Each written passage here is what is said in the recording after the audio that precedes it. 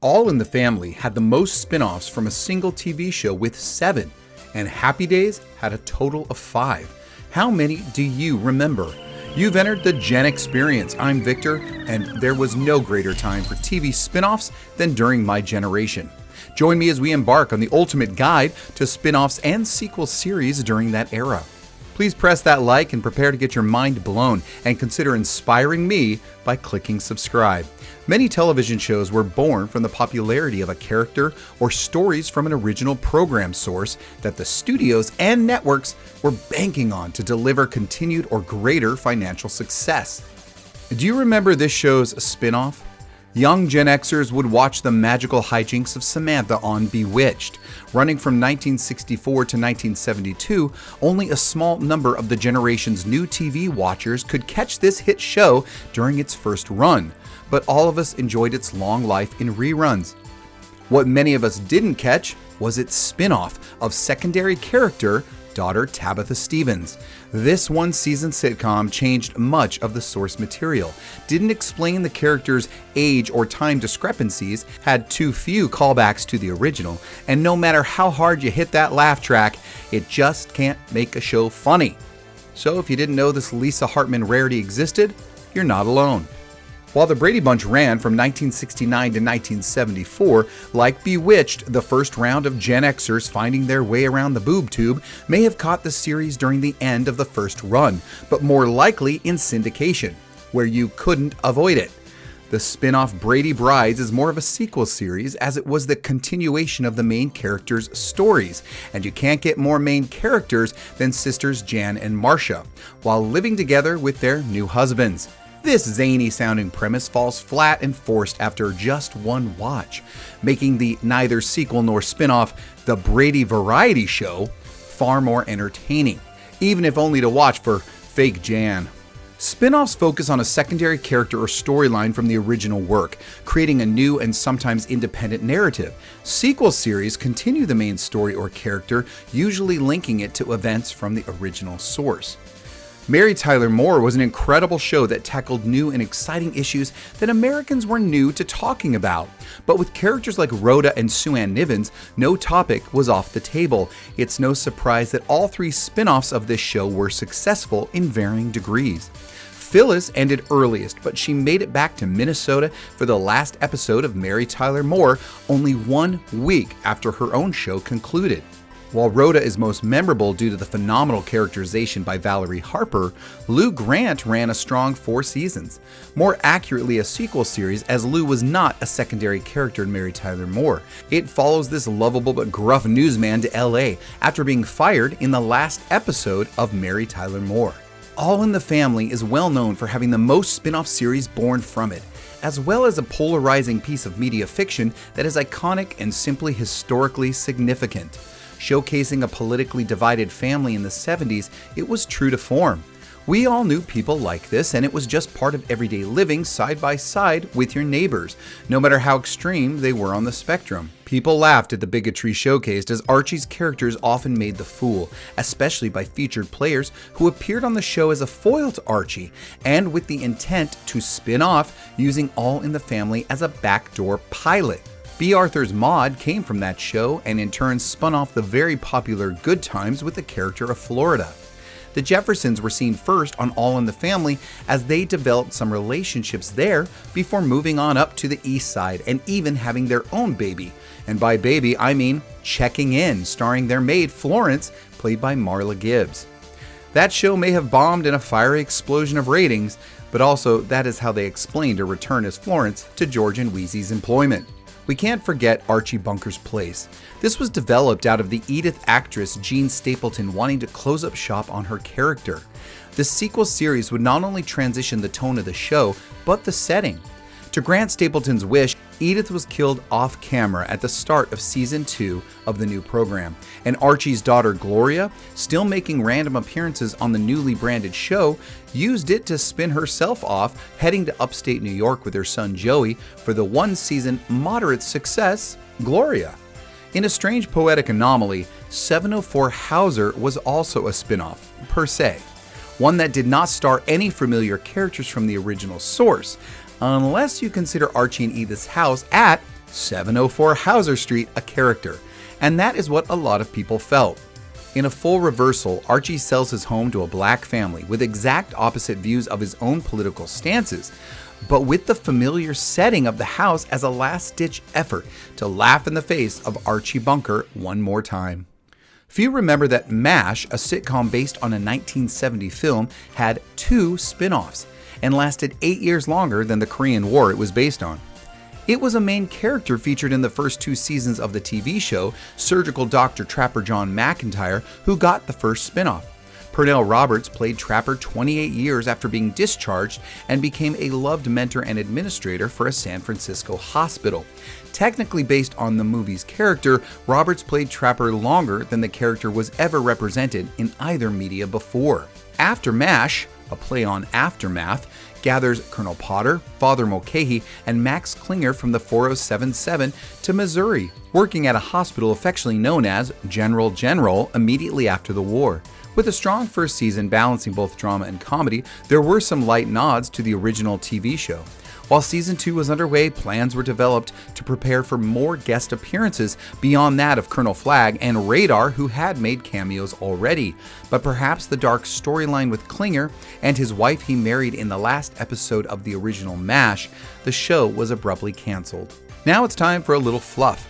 Although often mistakenly called the Bionic Man, Steve Austin cost $6 million, and based on that investment, they turned around and spun off a love interest character, Jamie Summers, into the Bionic Woman, officially. Perhaps they didn't want to admit the cost for her accounting on inflation. Both Lindsay Wagner and Lee Majors had success with these shows, often crossing over, and even a couple of TV movies that included a bionic offspring and a dog. Don't you just miss the 70s cheese? Gen Xers are between 1965 and 1980, and it was as that generation grew into their young influential years of their lives spending hours in front of the TV, did we become the target audience for all these programs. They and their spin-offs form the basis of much of what we remember fondly about growing up into young adults. And Happy Days was part of that growing up.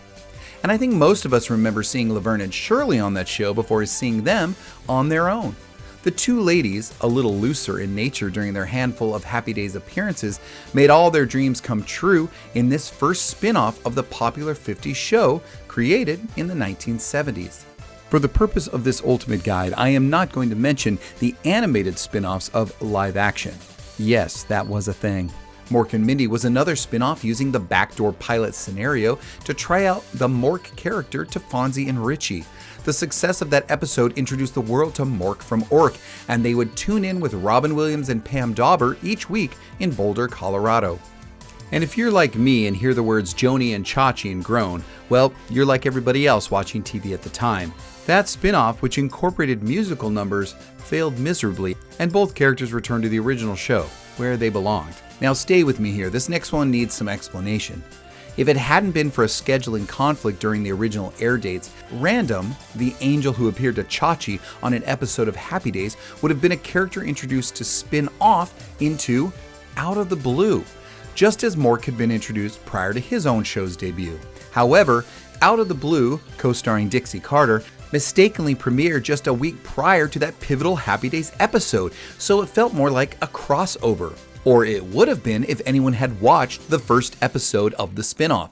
That couldn't have been the intent, as producers wanted buy-off from the audience first, and perhaps that is why this angel had his wings clipped. And lastly, Blansky's Beauties. Now this is a stretch. It's the mid-1960s, and Mr. C's cousin, who we've never heard of, comes for a visit.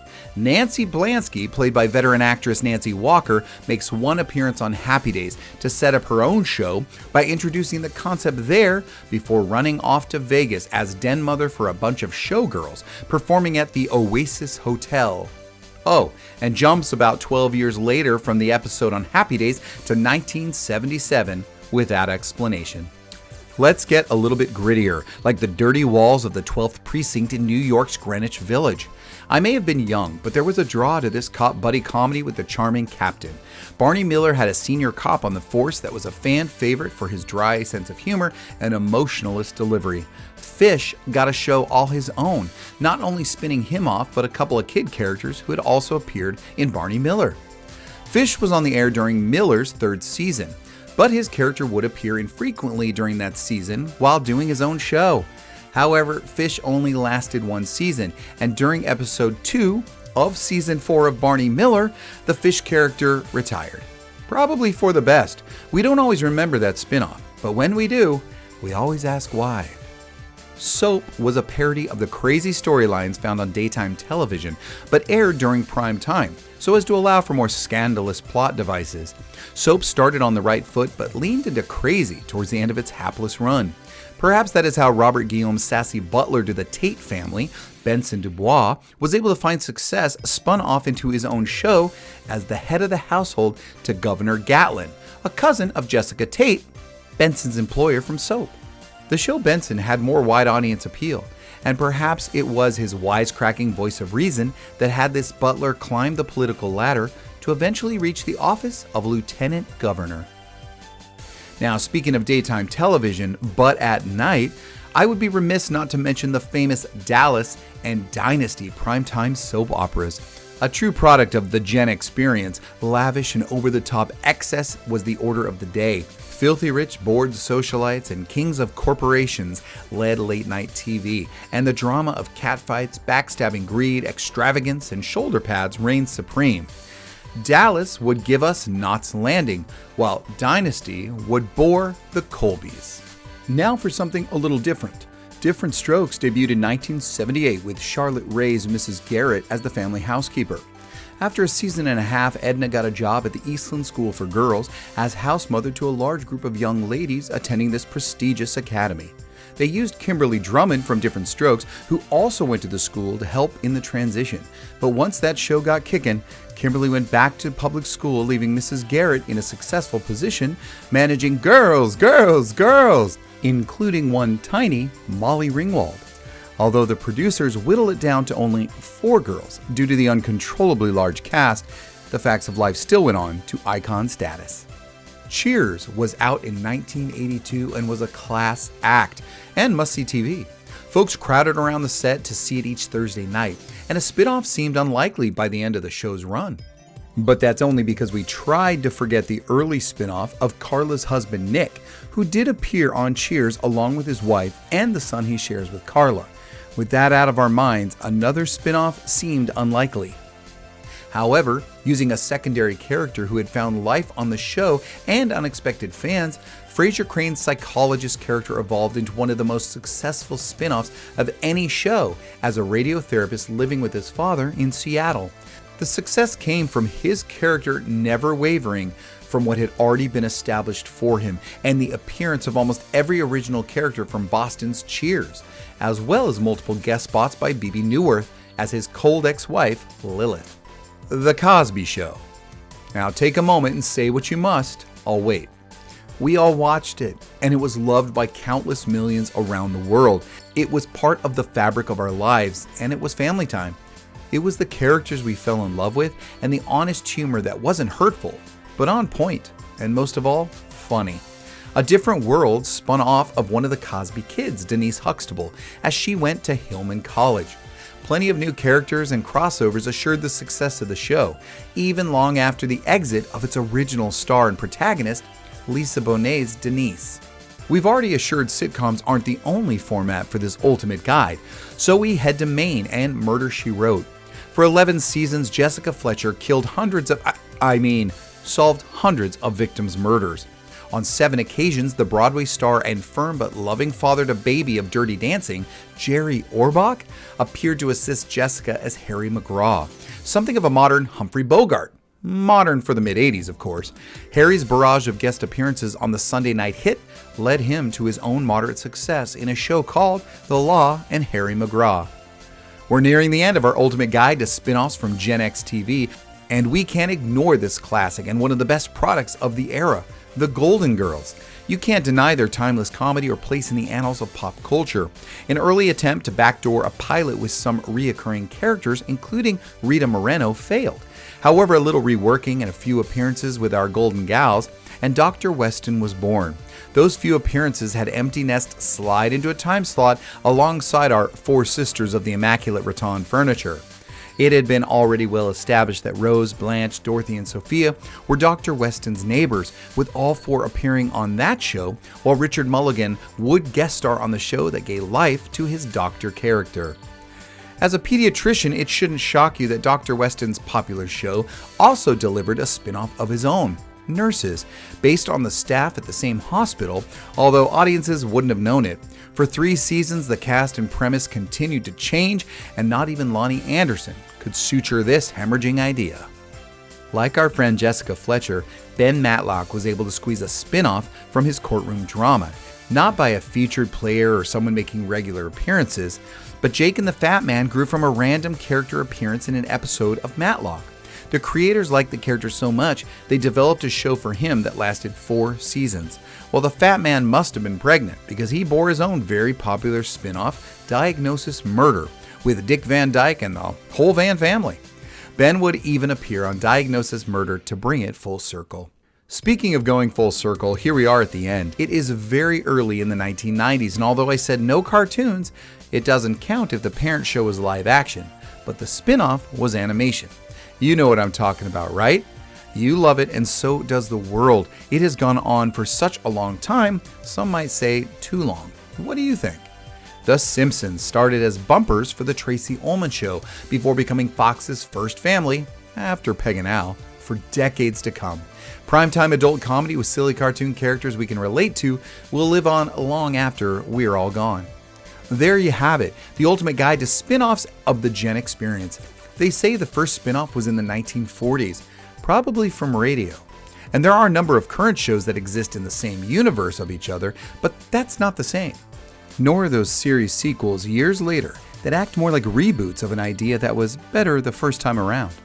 Even with all the continued spin-offs of crappy reality shows today, you'd be hard-pressed to find as many spin-offs as once dotted the TV Guide listings. Don't get me wrong, there have been a fair amount since the 1990s, but that's not what we're talking about, is it? That TV landscape was made for a whole other generation. How many do you remember?